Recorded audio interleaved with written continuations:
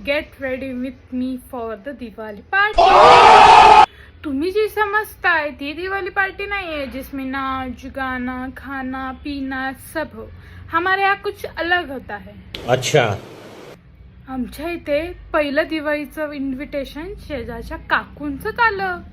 Invitation तर असं दिलं होतं जसं की खूप ग्रँड पार्टी होणार आहे। तर फुल तयार होऊन गेलते, पण काकूंनी इन्व्हिटेशन दिलं पार्टीचं, पण गेल्यावर कळालं काकूंनी तर फराळ बनवायचं इन्व्हिटेशन दिलं। Bye bye Tata.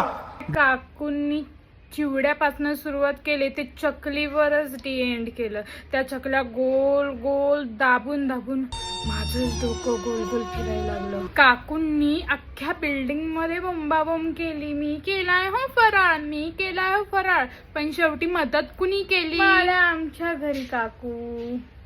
मग ते तर नाही बोलत म्हणून कौतुक थोडंफार केलंच त्यांनी। कौतुक केल्यानंतर परत इन्व्हिटेशन दिलं काकूंनी दिवाळी पार्टीचं। यावेळेस विचार केला नको जायला आवरून, परत जर काकूंनी फराळ करायला लावला तर। मग मी विचार केला चला, तरी पण माझं मन कुठं राहतं ह्याचं मेकअप आर्टिस्ट, तरी पण मी आवरून गेले। तर अशी असते आमची दिवाळी पार्टी, सगळ्यांच्या घरी फराळ वाटायचा पण आणि तसाच खाऊन पण यायचा। मी तर चाललीये कुठे?